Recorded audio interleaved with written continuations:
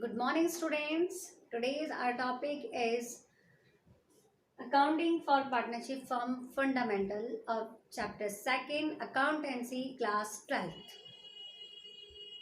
Partnership सबसे पहले partnership समझते हैं क्या होता है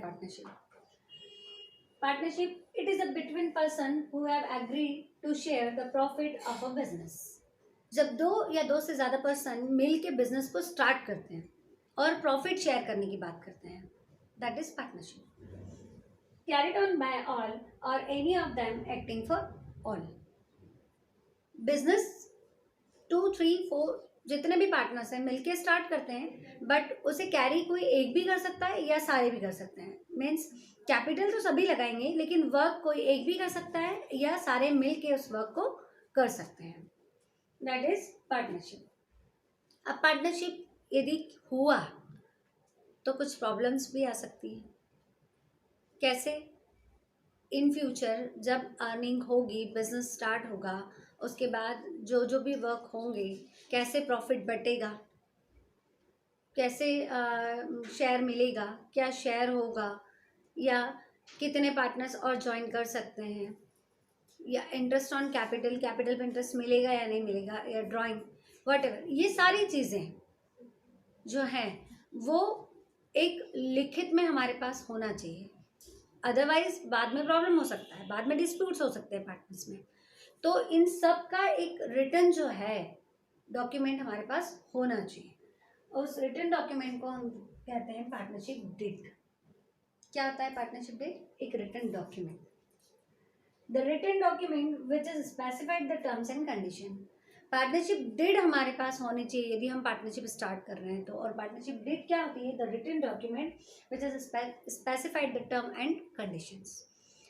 एक ऐसा डॉक्यूमेंट है वो जिसमें टर्म्स और कंडीशन स्पेसिफाइड होती है। टर्म्स और कंडीशन पूरी पहले लिखी होती है ताकि आप लोगों के बीच में कोई डिस्प्यूट ना हो, पार्टनर्स के बीच में कोई डिस्प्यूट ना हो। इसलिए पार्टनरशिप डीड का होना बहुत ज़रूरी होता है जिसमें सारी टर्म्स और कंडीशन क्लियर होती है। लेकिन इंडिया में जब पार्टनरशिप करते हैं तो ये ज़रूरी नहीं है कि डीड बनाई जाए। It is not compulsory. ये कंपल्सरी नहीं है।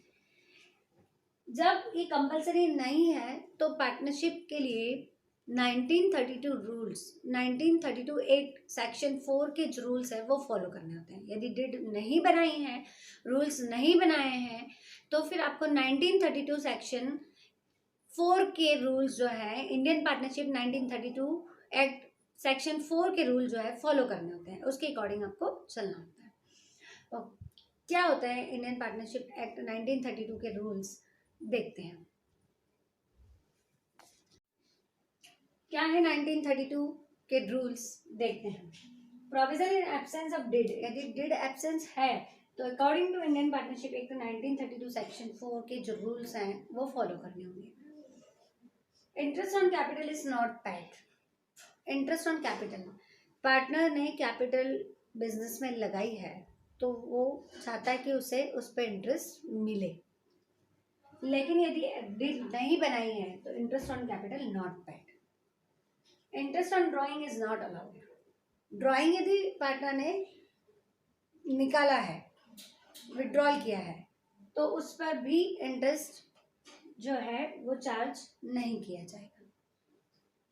Not salary commission to any partner.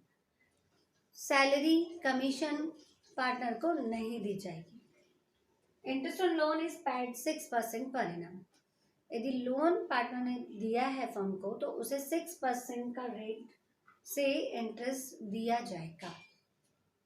Profit and losses are share equally. Profit और लॉस जो है वो इक्वली शेयर है। ये तब है जब डीड नहीं बनाई है। यदि डीड बनाई है तो जो डीड के रूल्स हैं, जो डीड में आपने रूल्स मेंशन किए हैं वो रूल फॉलो करने हैं। मीन्स यदि डीड में आपने इंटरेस्ट ऑन कैपिटल जो है वो 5% देने की बात की है तो देना होगा। ड्राइंग पे यदि 6% की बात किया है तो वो करना होगा। लोन पे यदि 10% इंटरेस्ट की बात की है तो वो भी करनी होगी। ये तब होगा जब आपने डीड बनाई थी तो डीड के रूल्स लिखे हैं।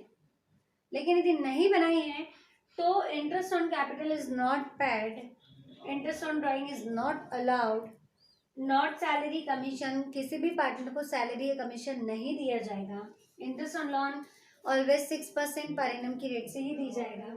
प्रॉफिट एंड लॉस शेयर होगा इक्वली ऑलवेज। क्लियर?